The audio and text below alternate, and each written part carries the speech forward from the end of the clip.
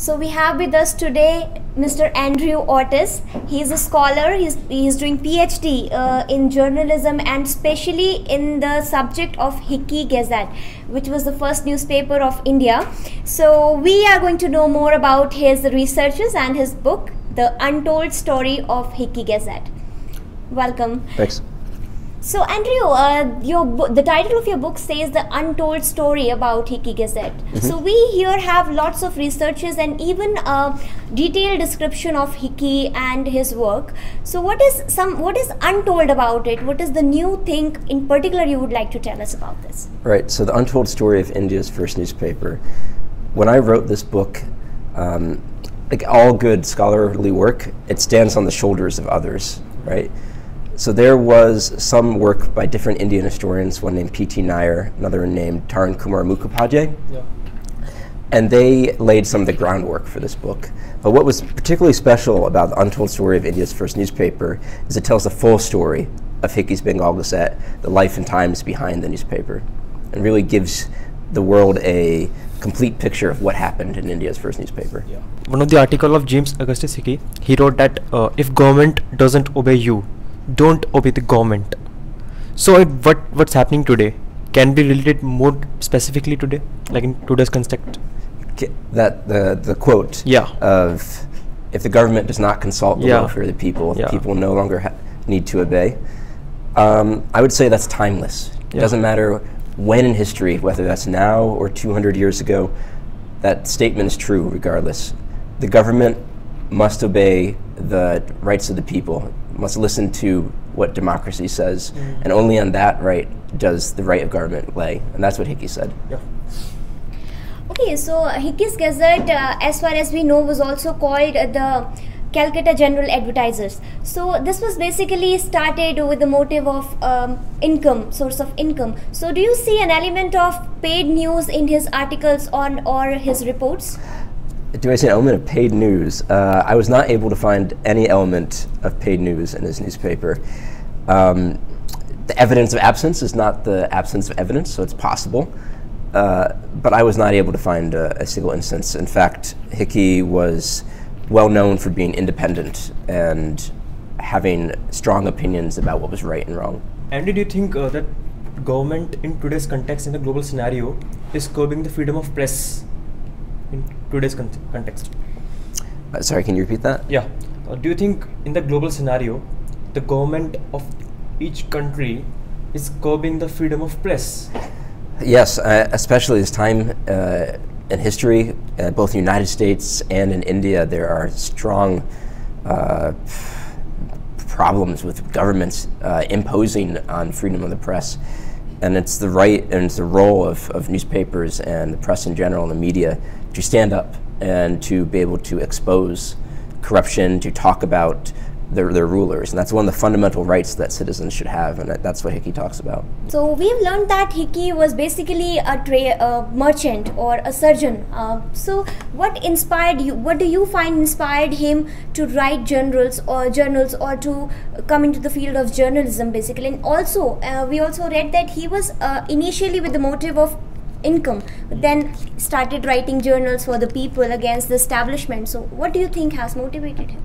I think what first motivated him was money, right? He wanted to find a way to make money, and no one else had written a newspaper before in India. So Hickey saw a newspaper as a source of income. And it was only later on that he began to accuse top British East India Company officials of corruption. Okay, Andrew, you describe him as fearless, but flawed. Yes. Okay, so what exactly does this mean? When I say fearless but flawed, I mean Hickey was someone who, even after he was sentenced to jail in prison, he still printed his newspaper and still accused Governor General Warren Hastings of corruption and other members of the British East India Company, and didn't change his reporting regardless of the oppression, regardless of what happened. And so he was fearless for that until the last day of his newspaper.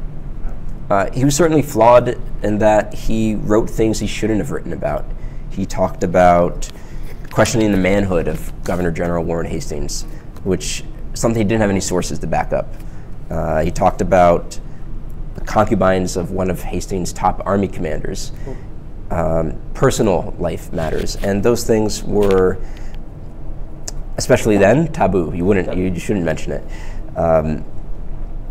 And so when I say flawed, I mean that there were many things that Hickey shouldn't have mentioned, but he did, and I think that contributed to his downfall.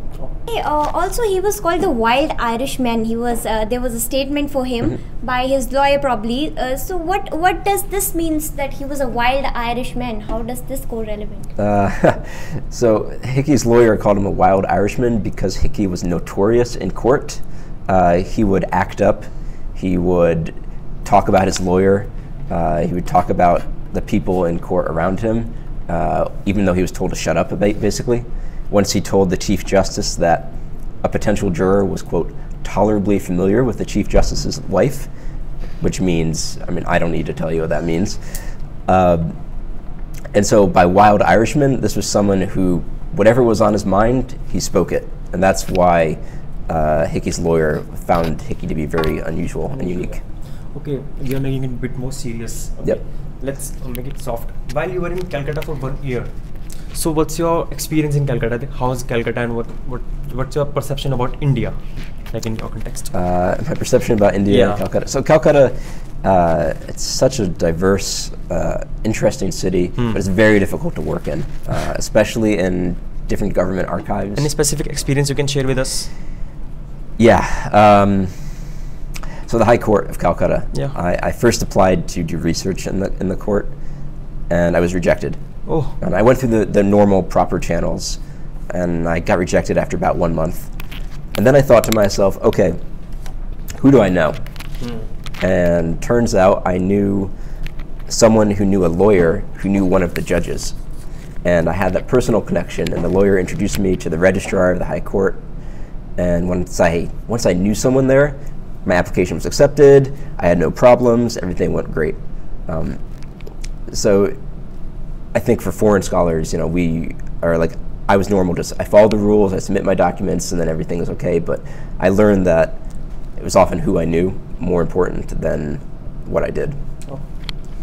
Okay, Andrew, James Augustus Hickey, we read that he's also called the father of Indian journalism. He is addressed like that. So in your researches, did you find this statement correct about him? Does he really, should he really get that? In a literal sense, yes. I do think Hickey was the father of Indian journalism. He founded the first newspaper in India, which is unique, and no one, that's something he can claim, and only he. Did he actually, in the more broad sense, start India's journalism? Was he responsible for people like Ram Mohan Roy and Bengal Renaissance? No, I think that's something that Hickey should not be considered the father of. He wasn't a man who led independence efforts, so that's entirely for Indian journalists to have that credit. Yeah. Like in today's context, what's your take on fake news and paid news? Like it's in trend. Yeah, like fake news is right now isn't in trend. But so what's your take on fake news and paid news? There are certain I'm an American, so there are certain politicians, one who I will not name, who likes to call the media fake news or the enemy of the people. And I mean, it's just wrong. And many journalists say it's falsehoods. I will actually blatantly say that's a lie, and that the President of the United States is lying, and that he's attempting to discredit real journalists doing real work. And that's a danger to democracy, and should be confronted. Yeah.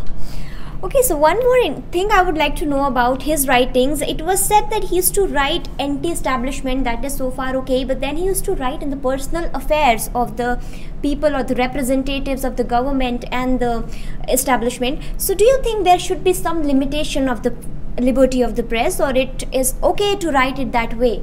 Because we have heard about him writing a lot about these personal affairs of the government.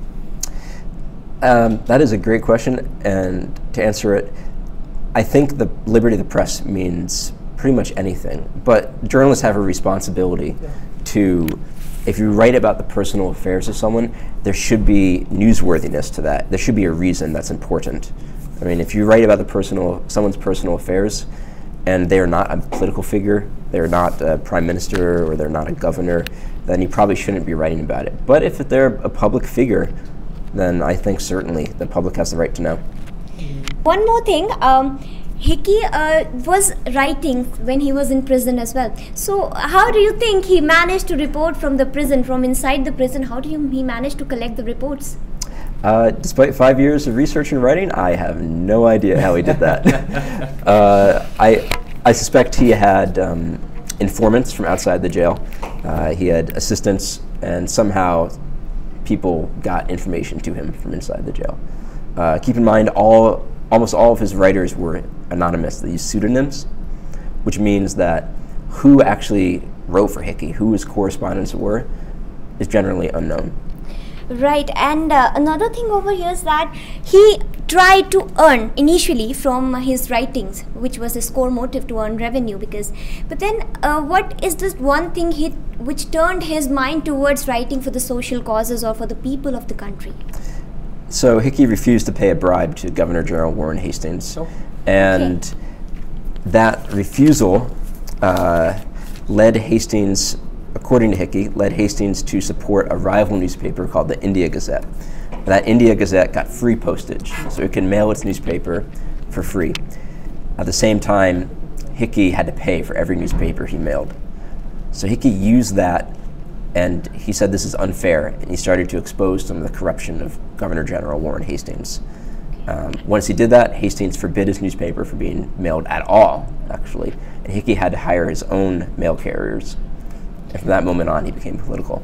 Okay, also I would like to know about the contemporary rivalry newspapers with Hickey over that time, which was the Calcutta Journal was one, and there were many other newspapers were coming over that time. How did it impact the writings of Hickey? So when Hickey wrote, there was only two newspapers. He was the first, and the India Gazette, which I just mentioned, was the second. It was only after Hickey's Bengal Gazette was shut down that other newspapers were founded. So it's just Hickey's Bengal Gazette and the India Gazette at that time. Okay. Do we need a revolution in journalism?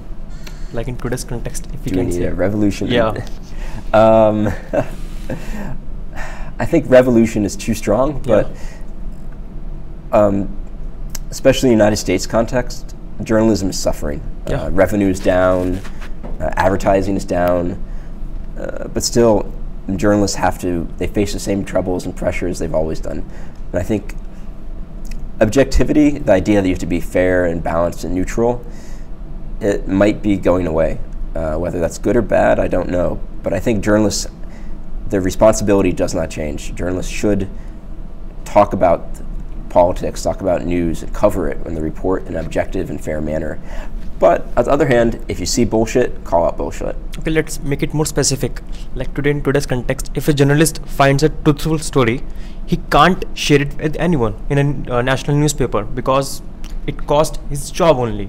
So in that context, I asked that if journalism needs a revolution today. I see. Especially in the Indian context, journalists, they face losing their jobs if they print something, and I think that should change. I think journalists should not be afraid to print what is true and should not have to face oppression even from their own news editors or from their own management. When I say revolution, I don't know, but I think something has to change.